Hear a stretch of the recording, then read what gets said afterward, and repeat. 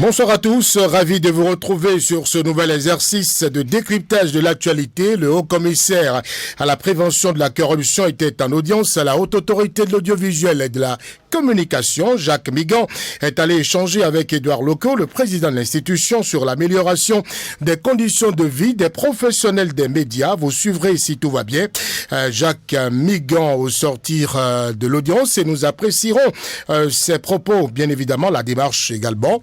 À suivre les propos du bâtonnier de l'Ordre des avocats du Bénin qui plaide pour plus de clémence dans les condamnations à la Cour de répression des infractions économiques et du terrorisme CRIET. Et ce sera avec nos deux partenaires du lundi, nos deux invités sur Actuel Débat, Jules-Léon Kitty et Nicolas Sokweté, respectivement consultants médias et journalistes.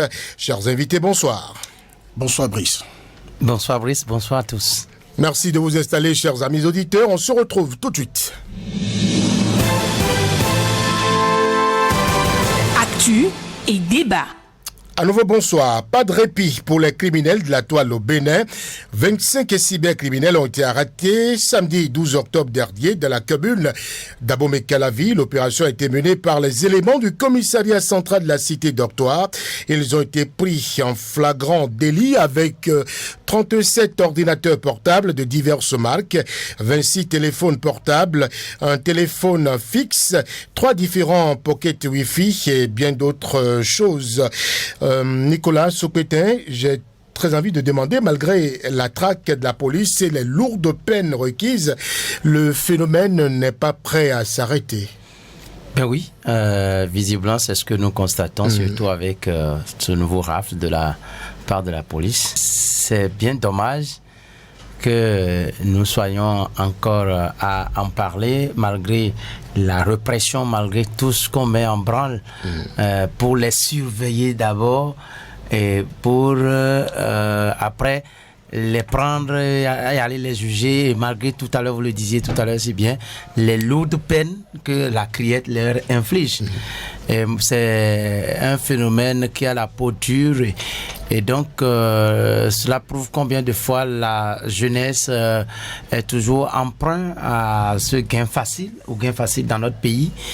Et bien aussi, ça devrait quand même nous inquiéter en tant que inquiéter les dirigeants de notre pays, à savoir que est-ce qu'on fait assez pour cette jeunesse qui ma foi, reste désœuvrée, qui ne trouve pas d'emploi. C'est vrai que le palliatif n'aurait pas dû être cela, mais qu'ils vous souviennent, comme l'a dit un auteur, Alain, plus précisément, les mains d'Othello sont inoccupées et pour cela, il a imaginé étrangler un homme.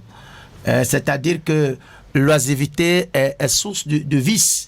Et pour cela, donc, lorsque dans la couche juvénile, lorsque la couche juvénile ne trouve pas l'emploi comme cela se doit, lorsque les gens cherchent de quoi se nourrir qu'ils ne trouvent pas, souffrez que quand même que ces gens-là se livrent donc à des vices qui sont de nature à ne pas protéger l'humain, qui sont de nature à porter atteinte à ce qui est valeur morale, à ce qui est de nos mœurs chez nous. Et c'est dommage que nous soyons ainsi. Et ça devrait interpeller la conscience de tous. Ça devrait notamment interpeller les dirigeants de notre pays, à savoir qu'ils ne font pas encore assez pour occuper la jeunesse, pour employer. Donc en fait, si les gouvernants ne font pas assez, s'il n'y a pas d'emploi, voilà, il faut se livrer à cette facilité. C'est ce que je vous dis. C'est ce que je vous dis. Je disais tout à l'heure que l'oisiveté est source de vice. Mais il y a des jeunes de leur trempe qui ne se donnent pas à ces activités, non? Non, justement, vous avez vu, depuis quand on a commencé dans notre pays à faire cette répression, ça aurait dû diminuer. Si on est allé encore attraper 25, imaginez combien ce sont encore dans les coins et recoins du pays et qui s'adonnent toujours. Et Dieu seul, le problème de cette histoire de cybercriminels, ce n'est pas... puisque quand vous questionnez la plupart de ces gens-là, ils estiment que leurs victimes sont pour la plupart les Blancs. Mais chez nous, là, Qui peut dire qu'il n'a jamais été victime de ces... Il y a des victimes également à l'interne. À l'interne. Au plan national. Au plan national. C'est ce que je dis. Je dis que c'est une mauvaise chose. Ça porte atteinte à la morale, ça porte atteinte aux mœurs et aux valeurs locales. Sauf que ici, ça devrait interpeller, ça c'est ce que je dis, puisque le phénomène à la peau dure, à la carapace dure, ça devrait interpeller les dirigeants, puisque généralement ceux que vous retrouvez dedans, ce sont des jeunes. Et si moi je suppose que je me dis que si entre-temps on a cette jeunesse-là est occupée et il y a l'emploi comme cela se doit et que l'emploi est payé et rémunéré à sa juste valeur, ce n'est pas évident qu'on continue d'avoir ce phénomène-là qui se développe de jour en jour chez nous. Je me suis amusé un peu à lire les plaintes reçues en la matière, Julian Kitty. Il y a le chantage à caractère sexuel, les fausses promesses de bourse aux étudiants, des offres de portefeuille magique pour être riche, mais aussi des escroqueries qui proposent des biens à louer ou à acheter en Europe. Dites-moi, pourquoi malgré la traque, ces délinquants ne démordent pas? Ils se réinventent presque au quotidien pour piéger leurs victimes. Quand vous donnez l'impression que vous rêvez de voir ce phénomène disparaître, je rigole. D'abord. Si, je suis convaincu que si vous allez chercher les statistiques, vous allez comprendre que le phénomène a diminué. Je ne pense pas que Vous en êtes sûr? Ouais. Mais pourquoi toutes les semaines, tous les jours, on en arrête? Oui, on en arrête tous les jours, ça signifie que la police est efficace. On en arrête tous les jours, ça signifie Pas forcément. Non, mais c'est de l'efficacité parce que la lutte que le Bénin a commencé contre la cybercriminalité, je peux vous dire, tel que ça se passait avant dans notre pays. Observez simplement que il y avait beaucoup de bars, de grands restaurants qui se créaient un peu partout, qui sortaient de terre comme des champions. Et puis, tous les jours, vous voyez des jeunes qui se rassemblaient là, qui n'avaient pas peut-être 18 ans, qui n'avaient pas 20, 25 ans, qui s'amusaient avec du champagne qui coûte très cher. Maintenant, on n'en voit plus, c'est ça? Très bien. C'est pas un signe que ça a diminué. Attendez, peut-être qu'ils ont changé de fusil d'épaule. Je vais vous dire d'autres facteurs. Le nombre qu'on a arrêté là et qu'on a incarcérés, ça fait que ceux qui s'adonnent encore à cette activité ont certainement plus de mal à le faire. Vous avez beaucoup de boutiques, écrans que les jeunes créent, mais la police va enquêter derrière et arrête des gens. Moi, quand on dit que les jeunes devraient arrêter de faire ça, je le souhaite également.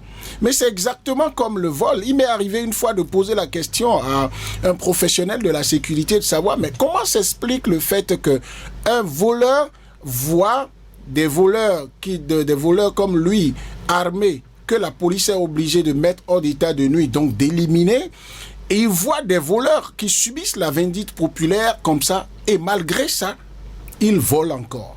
Et là, celui-là m'a dit, si vous aviez suivi des cours sur la criminologie, vous auriez compris. En fait, le voleur, le criminel, lui, il estime que quand vous l'interpellez, la plupart d'entre eux ne se posent pas là, n'ont pas mal pour ce qu'ils ont fait. Ils n'ont pas de remords. Pour eux, ils se posent tout le temps la question de savoir comment vous avez pu les arrêter. Parce qu'ils estiment qu'ils sont tellement professionnels, ils ont tellement raffiné et sophistiqué leurs moyens d'opération que vous ne devriez pas les arrêter. Alors, pour que la police aille traquer ces jeunes-là, c'est parfois des gens qui sont extrêmement cachés. Et la police aussi se dote de moyens technologiques assez raffinés et sophistiqués pour aller les traquer.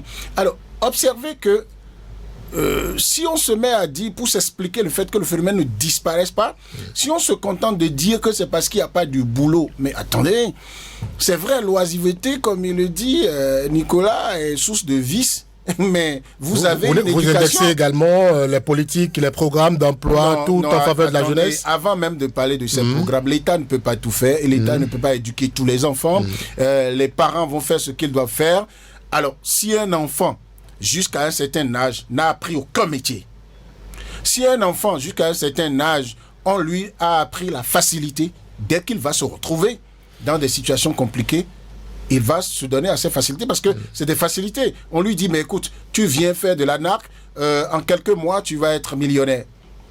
Il voit des camarades à lui qui ont abandonné les cours, qui ont refusé d'aller à l'apprentissage ou qui ont appris un métier et refusent de l'exercer parce qu'ils vont devoir attendre un mois pour gagner peut-être 80, 100 000 francs. Et il voit son ami rapidement rouler des voitures, construire des maisons, sortir avec de belles femmes. Alors lui aussi, il s'y met. Et ils sont là. J'ai rencontré un jour dans Abomey-Calae, il y a quelques années, des jeunes que je voyais qui se sont assemblés pour louer une maison. Et moi, je viens dans la rue un jour, je les vois, je dis, j'ai senti que ces gars-là, ils s'adonnent à cette activité. J'ai abordé l'un d'entre eux pour demander, mais qu'est-ce que vous faites?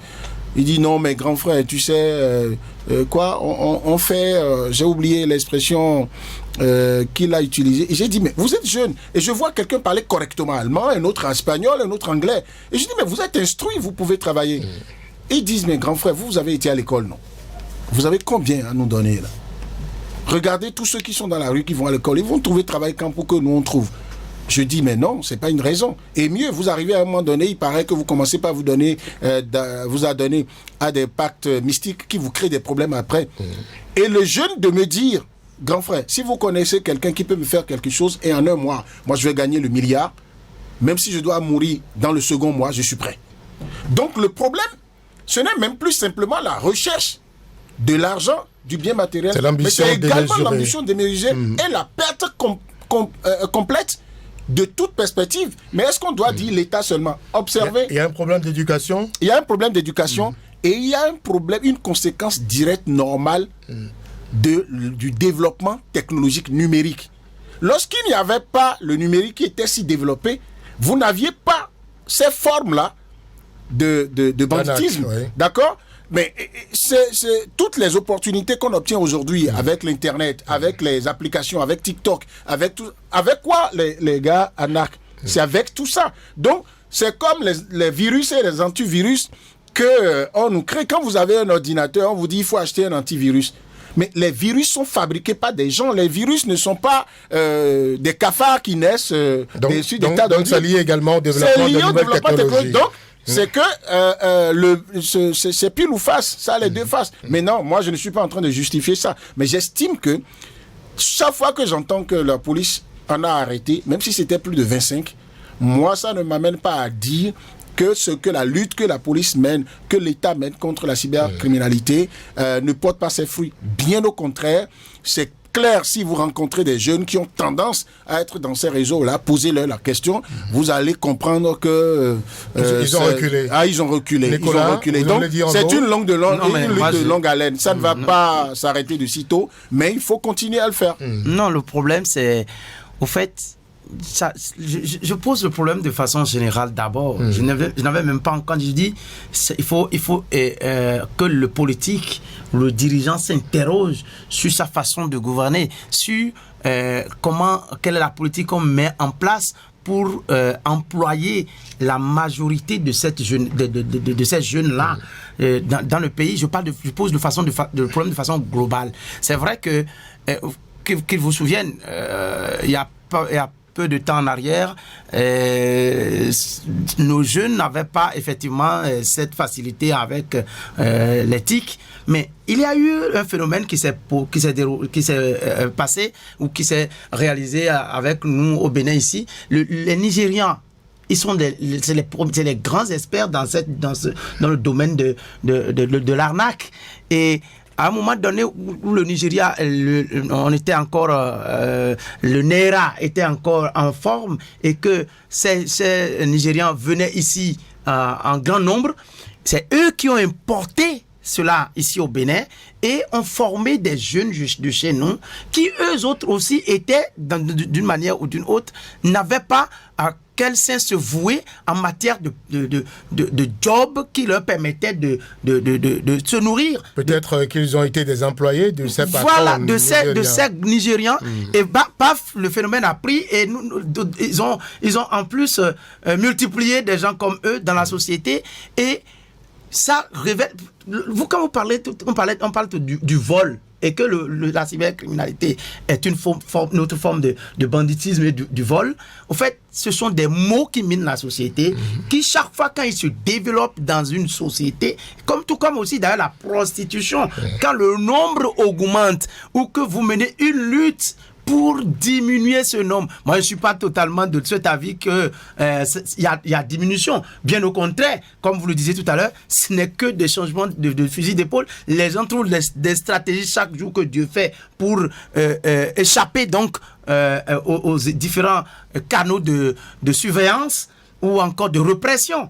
Et vous voyez, moi, le problème que je posais, c'est que chaque fois que le mal gangrène une société et que ça prend de l'ampleur, surtout de ces genres de formes de mots, il faudrait qu'on s'interroge. Je vous dis, au fait, il nous revient juste de nous poser la question, quel est le taux de chômage aujourd'hui au Bénin. C'est vrai, quand vous prenez les statistiques du gouvernement, on vous dira que le Bénin a un taux de chômage de 3 ou 4%, mais est-ce que cela reflète la réalité? À vous entendre, vous n'êtes pas forcément pour cette forme de répression contre la cybercriminalité. Moi, je suis plutôt pour une sensibilisation.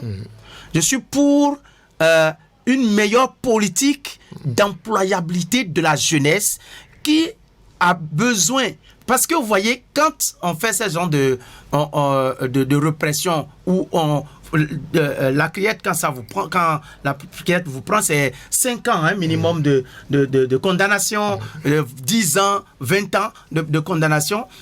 Ça amène aussi d'autres phénomènes, à savoir par exemple les émigrations clandestines où les gens prennent la mer. En train de sensibiliser pendant qu'ils sont en train de ternir l'image du pays à l'extérieur. C'est ce que je vous dis. C'est-à-dire que dans le même temps vous sensibilisez, on mène une politique où on occupe cette jeunesse-là. Tenez, est-ce que vous imaginez, vous savez, est-ce qu'on ne conçoit pas que c'est déjà une compétence qui est de savoir manipuler, parce que c'est un système très sophistiqué. Quand vous vous rapprochez de ces gangs-là, pour qu'ils vous expliquent un peu comment ils fonctionnent, mais vous vous demandez comment ils ont pu se faire former jusqu'à ce point de savoir manipuler l'éthique à ce point. Est-ce que ce n'est pas une compétence dont l'État, en tout cas, une formation autrement, peut permettre de les orienter cette ingéniosité à d'autres fins. Voilà, d'accord. À d'autres fins. D'accord. Merci Nicolas Sokwetin. Parmi ces criminels, il y a des naïfs, des inconscients, des insouciants, c'est pas moi qui le dis. C'est le président de la Cour de répression des infractions économiques et du terrorisme qui dresse ici le profil... D'où la sensibilisation est importante. Justement, qui dresse ici le profil des jeunes cybercriminels au Bénin. Nous l'écoutons. Condamner ces jeunes systématiquement, c'est compromettre médiatement l'avenir du pays. Ne pas les condamner, c'est détruire l'image du pays, faire douter les investisseurs et faire fuir in fine ceux-ci et ainsi compromettre immédiatement l'avenir du même pays. D'où le dilemme. Condamner un jeune pour cybercriminalité, qui est l'espoir de ses parents, c'est condamner indirectement ceux-ci à la mort par accident vasculaire cérébral, aux soucis pouvant les amener immédiatement à la mort ou d'autres pathologies ayant pour source le stress et dont la finalité mortifère est la même.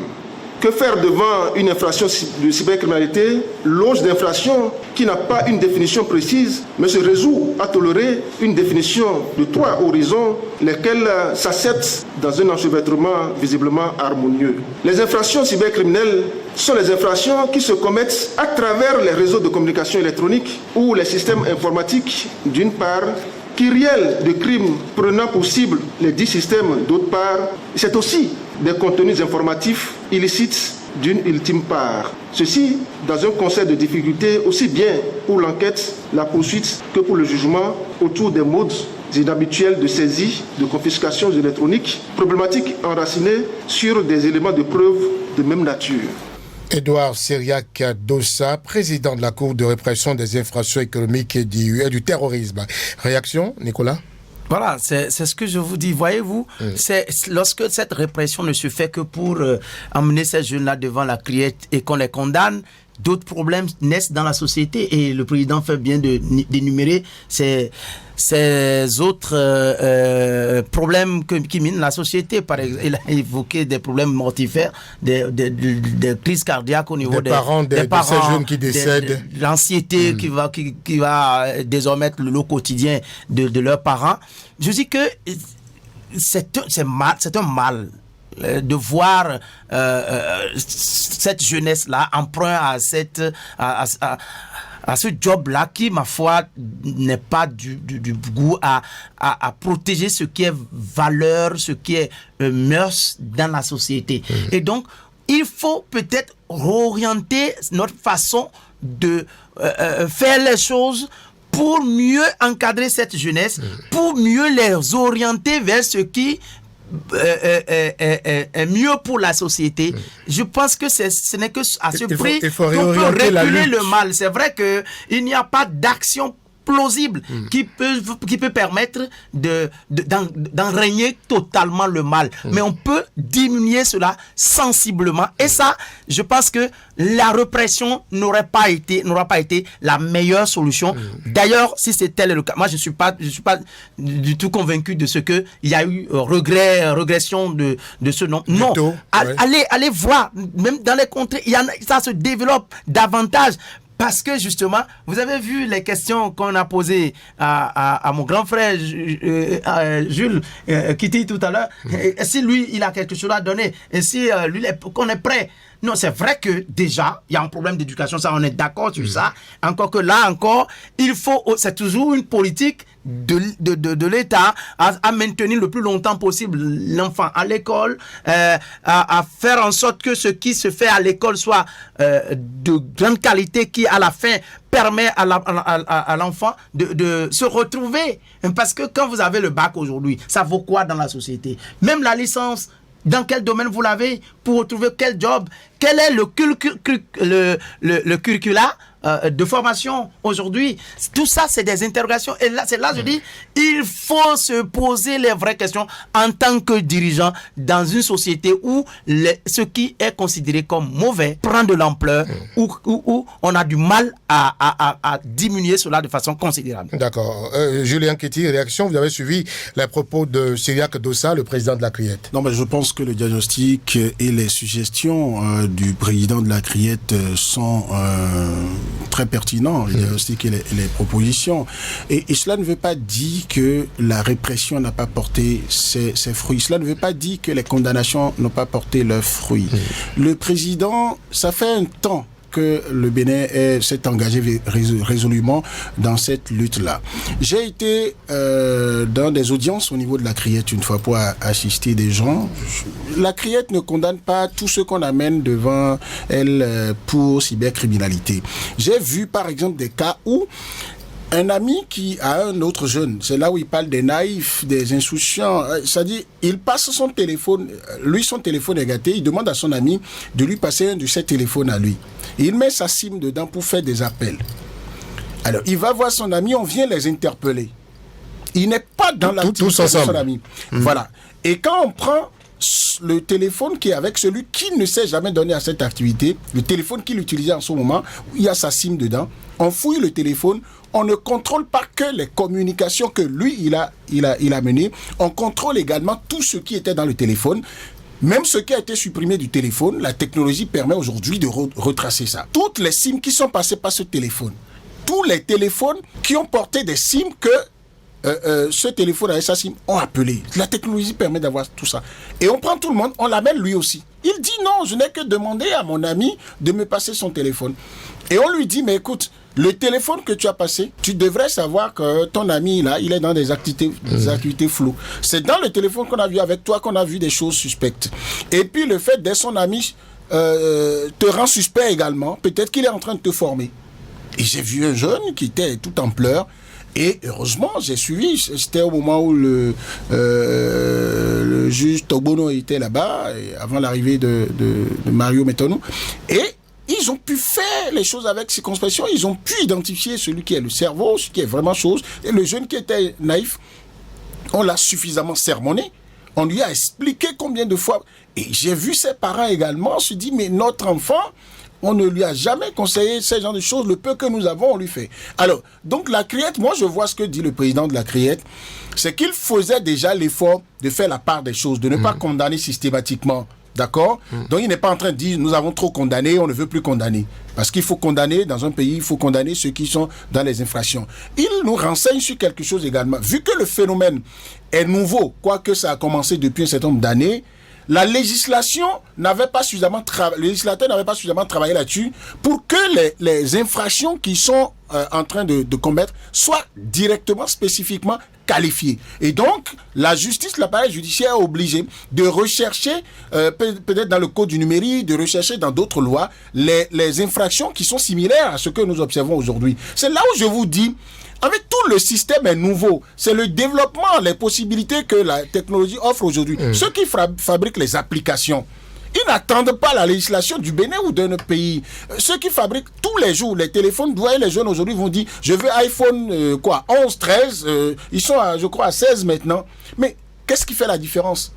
C'est parfois les mêmes présentations, mais ce sont les capacités, ce sont des téléphones davantage intelligents. Mais cette intelligence-là permet de faire quoi? Quand vous regardez sur TikTok, on parle de jeunes inconscients, des jeunes naïfs. Ce n'est pas que en étant directement en contact avec des anarcheurs que les jeunes sont mal éduqués. Leurs parents ne leur conseillent pas ça. Mais regardez sur TikTok, ceux que vous appelez influenceurs aujourd'hui, qui sanctionnent le fait qu'un jeune dont on ne connaît pas les activités, qui peut-être fait des contenus, produit des contenus sur Internet, sur Facebook, sur YouTube et sur TikTok, mais qui subitement réduit finalement son influence, a montré qu'il a acheté une grosse voiture, a montré qu'il est dans une grosse maison, a montré qu'il est parti en Europe. Ça devrait interpeller. Alors qu'il était au quartier avec tous les autres, personne ne lui en veut. Il peut mener des activités. Mais le jeune qui regarde, qui a son téléphone, qui est sur tout le temps sur TikTok, qui regarde ça, qu'est-ce qu'il fait? Il miroite cette vie-là et il zoome ça, il ramène à court terme. Il se dit, au bout d'un an, je dois avoir ça. Il faut donc que la police des mœurs, il faut que donc la justice qui s'occupe de ça, commence par dire, vous ne pouvez pas Vous rejoignez donc Nicolas, il faut communiquer, sensibiliser pour éliminer les cas d'insouciance, conscience de naïf. Je rejoins Nicolas à la seule nuance que je ne suis pas prêt à dire que la sensibilisation ne se fait pas, que l'éducation ne se fait pas. Vous savez combien de fois les gens organisent... Peut-être qu'elle ne se fait pas davantage. Oui, mais tout va ensemble, il faut le reconnaître. Regardez l'éducation aujourd'hui, les efforts qui se font pour que l'éducation soit orientée vers des formations pratiques professionnelles technologiques qui permettent aux enfants, dès qu'ils commencent à être jeunes, à 20 ans, 25 ans, de savoir faire quelque chose, même si l'État ne les a pas recrutés. D'accord? Ce qui n'est pas la même chose que la formation qu'on recevait avant. Aujourd'hui, vous avez les enfants à l'école. Vous dites qu'il faut les maintenir le plus longtemps à l'école. Les cantines scolaires qui sont ramenées là, c'est pourquoi? C'est aussi pour ça. Lorsque on dit que les filles ne payent pas la scolarité, c'est également pour ça. Ça veut dire que même si on ne le fait pas dans la dictature en disant si un parent ne laisse pas son enfant à l'école jusqu'au bac, on va l'arrêter. Mais on fait tout pour que l'enfant reste à l'école. Mais est-ce que vous êtes pour que la lutte, qu'on continue la lutte en l'état? Est-ce qu'il faut la réorienter? Oui, mais il faut la réorienter, ce à quoi on invite. Moi, je ne suis pas pour que la réorientation revienne à la suppression de la condamnation. Non. Parce que quand on va en arriver... Il faut condamner et réorienter comment, selon vous? Il faut continuer à condamner quand l'infraction est établie, quand les gens qui sont interpellés sont convaincus de faire répréhensible au regard de la loi. Maintenant, les nuances, c'est quoi? Quand c'est des jeunes, quand ils ont 15 ans, 17 ans, 18 ans, 20 ans, il faut pas... Ça existait déjà. On prenait des adolescents, on ne les envoyait pas systématiquement en prison. Moi, j'ai fait un passage au ministère de la Famille, assisté un ministre de la Famille. On prenait ces gens, il y avait... Qu'est-ce que c'est devenu le centre de récupération des adolescents en conflit avec la loi qui est à Blanc-Gandan? On devrait investir dedans. Et donc, on récupérait des jeunes, on ne faisait pas faire la prison systématiquement. Qu'est-ce qu'il faut faire? La reconversion qui est une des missions du milieu pénitentiaire. Qu'est-ce que c'est devenu? C'est-à-dire que quand les jeunes vont en prison, vous allez dans les prisons, il paraît que ce sont les jeunes anarcheurs qui sont arrêtés là-bas. C'est eux qui animent les buvettes qui sont dans les prisons. Des gens viennent les visiter et eux, ils achètent à boire. Tout le monde continue de faire la fête. Comment se fait-il que à la prison civile de Suez, à Porte-Nouveau ou à Cotonou, où on a décelé qu'un anarcheur, un cybercriminel, opérait à partir de la prison et de connivence avec des forces de l'ordre. Et a pu, depuis la prison, anarquer plusieurs sociétés de transfert d'argent pour récupérer beaucoup d'argent. Mais l'État était encore capable de déceler ça, de sanctionner durement les agents de l'État qui ont été complices de cela. Comment se fait-il que l'agent de l'État, vous dites que c'est parce qu'on n'a pas trouvé boulot aux gens, quelqu'un qui est devenu policier, l'État lui paye ce qu'il peut payer, lui donne les conditions qu'il peut donner. C'est vrai, il faut améliorer. Mais celui-là a été formé psychologiquement pour avoir des compétences techniques et morales qui lui permettent d'éduquer même celui qui l'arrête. Lui, il est chargé d'arrêter celui qui fait mal. Voilà lui qui participe. Ça veut dire que... Parce que peut-être il n'est pas dans des conditions... En face de la misère... Non, je vous en prie. Au mal, hein. Non. En face de la misère, je ne suis pas d'accord. Non, je vous le dis très... Corrigez ce que vous dites. Ce n'est enlever personne. Vous pouvez dire beaucoup de personnes ne résistent pas. Parce que c'est à réduire toute l'espèce humaine à des comportements de vicieux face à l'argent. On n'a pas les mêmes rapports. Non, je ne dis pas face à l'argent. Vous n'êtes pas face à la misère. Face à la misère. Là où vous êtes, là vous êtes, Nicolas Sopetin. Je ne vous le souhaite pas. Si on vous appelle là où vous travaillez pour dire votre contrat s'arrête aujourd'hui, si au bout de 6 mois, au bout d'1 an, vous n'avez pas encore un nouveau contrat, d'accord, vous vivez de votre paye. Vous tombez dans une situation de misère. Qu'est-ce que vous appelez misère? C'est que vous avez des besoins à régler, vous n'arrivez pas. C'est de la misère. C'est ça. Mais je suis sûr qu'au bout d'un an, ça ne fera pas de vous un cybercriminel. Non, on ne sait pas. Alors, en même temps... On ne peut pas l'identifier. Bon, en tout cas, moi, je peux vous affirmer, si vous n'êtes pas capable de dire que vous ne deviendrez pas cybercriminel... On ne peut pas le dire. Moi, je peux vous dire qu'est-ce qui va se passer. Moi, j'ai été formé, ayant été, non pas à l'école des enfants d'aujourd'hui, qu'on oriente vers la formation professionnelle, j'ai été éduqué pour que si une porte se ferme pour moi, voilà, ça c'est une même philosophie. Quand c'est dur, vous savez la définition que les philosophes... C'est une philosophie.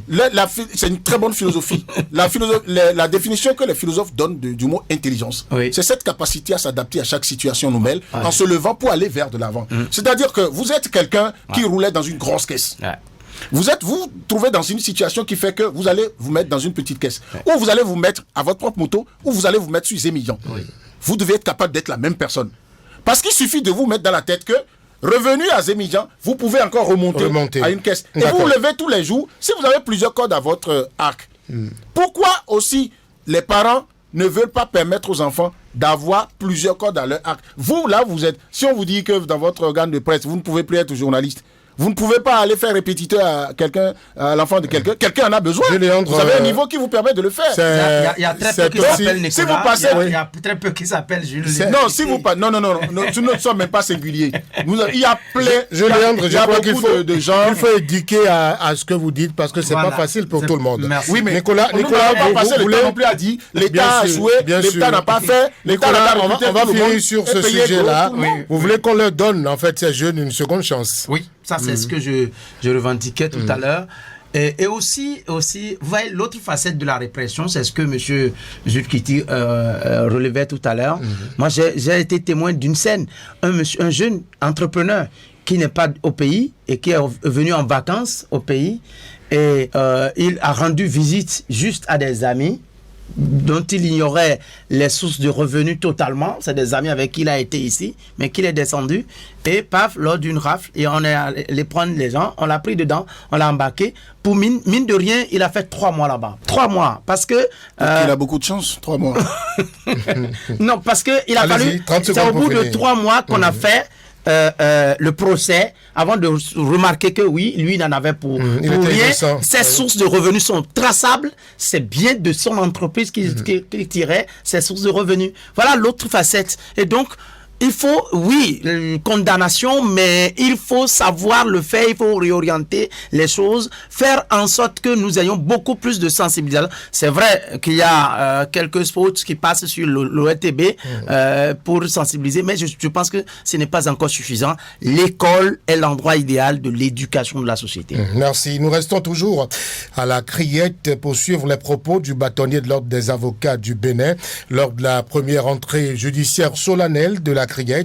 Le bâtonnier Angelo Rompati a appelé cette juridiction spéciale à revoir sa politique de condamnation à de lourdes peines de prison. Nous l'écoutons. Mais du banc de la défense que je représente ici, je plaide pour sa tempérance dans l'administration des peines plutôt que ce sentiment de terreur qu'elle inspire aux citoyens. car l'histoire n'a de cesse de nous enseigner, par rapport aux excès dans la répression, que le remède draconien n'a toujours pas été la plus efficace pour guérir le mal, lorsque surtout l'ignorance s'en mêle ou des paramètres échappent à la connaissance. Juliandre, pourquoi la criette fait si tant objet de critique? La sévérité des sanctions, des condamnations? Il faut contextualiser la naissance de la criette. La criette est née dans un contexte où on avait, avec le régime du président Patrice Talon, on avait besoin d'une thérapie de choc contre le mal de la grosse corruption, du crime économique et du terrorisme qui se développait. Et donc, le Bénin, comme beaucoup d'autres pays, était face à l'agression de nouveaux phénomènes qui prenaient des dimensions exponentielles. Et donc, il fallait faire la thérapie de choc. C'est pourquoi on a appelé une cour spéciale. Et puis, pourquoi d'autres pays ont copié le Bénin? Vous allez en Guinée, avec le président Doumbouya, quand il était arrivé, il savait que son pays, au-delà de l'instabilité sociopolitique, il y avait de grosses affaires de corruption. Et on avait l'impression que les délinquants à col blanc, ça avait pion sur rue. C'est comme si, avec les petites condamnations, ça ne disait rien à personne. Vous avez entendu certainement dans la société béninoise des gens qui disaient, en fait, il y avait un phénomène, il paraît que quand vous détournez de l'argent, vous détourniez de l'argent ou bien vous faites un vol et vous allez en prison, les autres prisonniers vous demandent, vous avez volé combien? Quand le montant n'est pas élevé, on vous tabasse. Oui.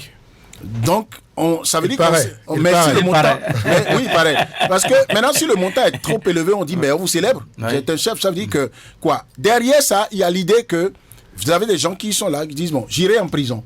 Et tout compte fait, quand je vais en prison, je finirai pas sorti et je vais pouvoir être riche quand même. Parce que dans la société aussi, ceux qui étaient vus comme des phénomènes à la Nubi Yoyo, je ne sais pas si les jeunes d'aujourd'hui savent ça, c'est-à-dire que même si vous faites des choses pas trop catholiques, pour peu que vous rouliez dans de grosses caisses, vous avez les belles femmes avec vous, vous distribuez de l'argent, vous êtes distributeur automatique de billets de banque, et puis on vous célèbre. Donc, les gens qui étaient vertueux se demandaient si eux, là, ils étaient en marge de la société. Donc, ça pose toujours une question d'éducation. Et donc, la criette étant née dans ces conditions pour décourager ces délinquants en col blanc, ces bandits de la République, on a dû corser les choses. Vous rappelez-vous qu'au début, la criette n'avait même pas un deuxième niveau de jugement. C'est-à-dire que la criette vous condamnait. Vous n'aviez pas de possibilité de recours. Le débat a été fait. Parce qu'on légifère pour l'avenir. On légifère, et lorsqu'il y a une loi qui est en vigueur, on met la loi en application, mais il y a des gens qui sont aux aguets pour regarder les effets que ça produit. Ça produit des effets positifs, et comme un médicament, ça a des effets secondaires également, et on essaie de l'améliorer. C'est ce qui a été fait au niveau de la criette. Maintenant, les enquêtes sociologiques ont permis de voir, au plan psychologique également, quelle est la perception que la population a de ça. Comme vous avez des gens qui peuvent vous dire aujourd'hui, ah, ce que tu fais là, c'est criette, hein, et ça suffit pour que les gens aient peur. Bon, ça a servi pendant un temps. Donc vous pensez que c'est l'option de dissuasion qui... Très bien. Alors maintenant, avec le temps, la criette est devenue quand même, a pris s'est bonifiée, et on peut effectivement revoir un certain nombre de choses. Et celui qui le dit est bien placé pour le dire. Tu vois, les avocats, eux, ils se retrouvent dans la défense des gens qui sont présentés devant l'appareil judiciaire. Et l'essence même de la défense devant une juridiction, ce n'est pas en fait le crime que l'avocat vient célébrer en défendant le prévenu.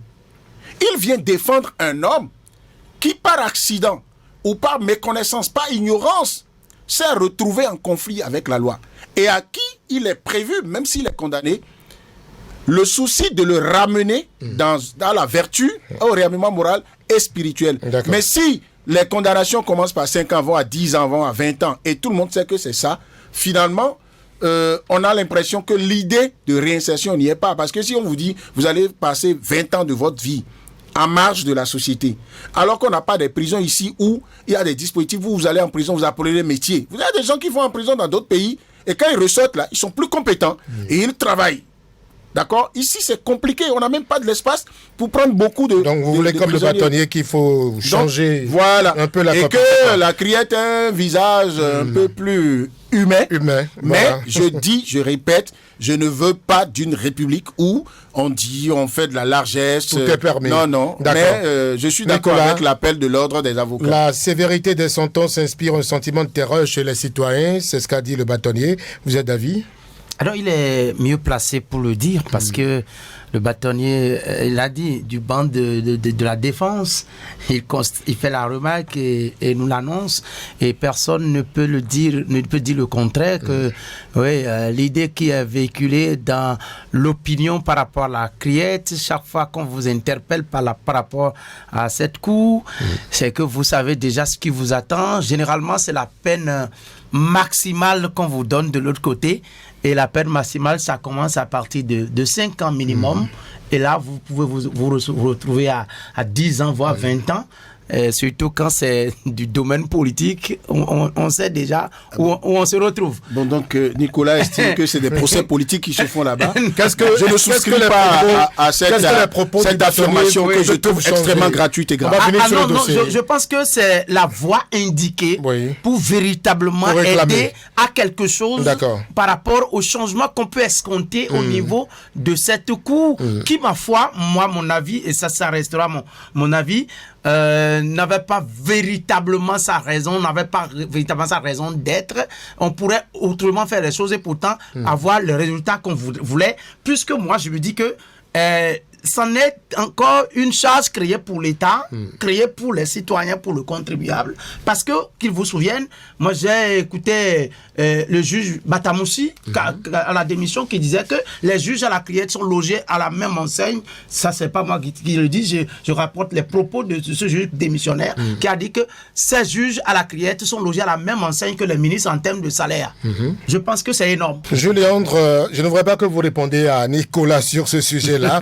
On va finir sur le sujet. Qu'est-ce qu'ils peuvent changer les propos du bâtonnier? 30 secondes.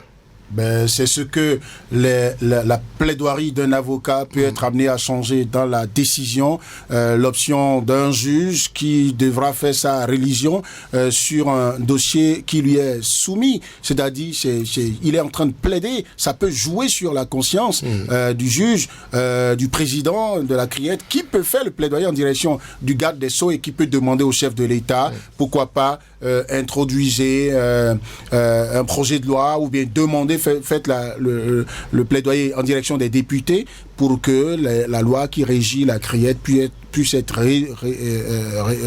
revue et que les juges aussi de la criette puissent avoir la main moins lourde lorsqu'ils veulent condamné, c'est tout. Donc moi je pense que ce qu'il dit, vous savez, quand un avocat veut plaider, quand il finit de plaider, il peut faire la meilleure plaidoirie, ça s'arrête là. Il y a un juge qui doit sceller le sort d'un justiciable qui est devant lui et il le fait selon la loi et parfois selon son intime conviction.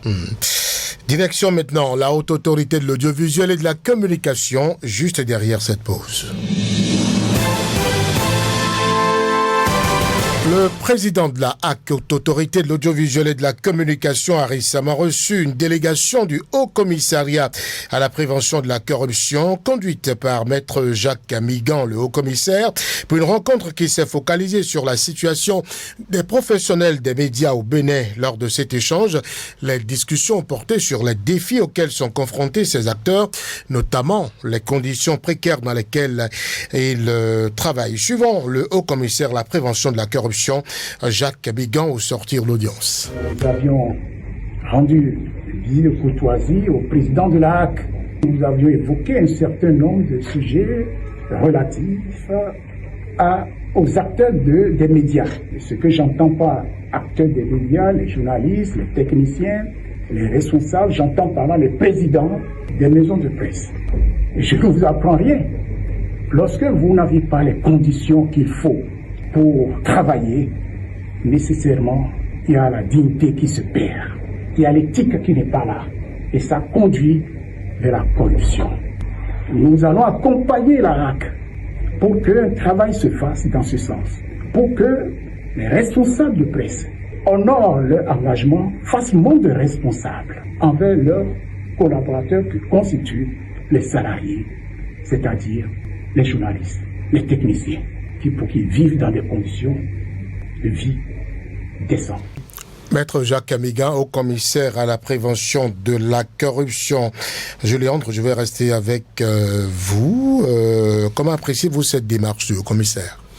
Bon, c'est traditionnel, hein, lorsque quelqu'un est nommé à un poste dans une fonction publique au Bénin, je le vois parcourir les autres institutions, un peu comme Pouli, je suis là, je viens, ça relève même de notre tradition, de notre sociologie, je viens m'abreuver à votre source, nous échangeons sur la possibilité de collaborer. Lui n'a pas fait que ça, il est allé beaucoup plus loin, non? Bon, c'est pourquoi je pense qu'il aurait pu ne pas parler de visite de courtoisie. Parce qu'en français facile pour moi, visite de courtoisie, c'est pour de viser. Bon, maintenant, quand il en profite pour parler de choses concrètes comme ça, avec le président de la HAC, qui lui-même s'est installé il n'y a pas longtemps, mais qui a l'avantage d'être journaliste, donc à l'origine, il peut mieux comprendre de quoi parle Jacques Amigan, et mieux que Jacques Amigan lui-même.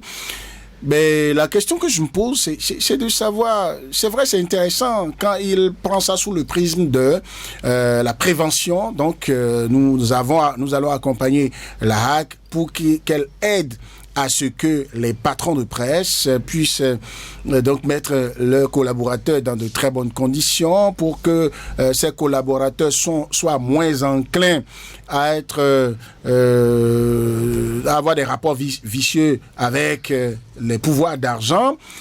Mais quand moi je rentre dans l'histoire de la presse, quand je rentre dans les subtilités de cette profession-là, je me dis c'est bien, merci bâtonnier Jacques Amigan, mais je dis nous avons les priorités pour ce haut commissariat à la prévention de la corruption sont au niveau d'abord des cas de grosse corruption au niveau des grandes sociétés, offices d'État. Il n'y a pas de grosse corruption au niveau de la presse. Bon, non, c'est ce que vous dites. Attendez. La presse, comme tous les secteurs, elle est gangrénée parce qu'en réalité, il y a la corruption dedans. Mais après, vous voyez, quand ils vont rentrer dans les détails, on finira par parler à Jacques Amigan de nos jargons où on dit ceci, là, c'est communication, ceci, c'est information. À quel moment, quand un journaliste prend de l'argent avec quelqu'un qui lui demande de faire une publication et payer pour à quel moment on appelle ça corruption?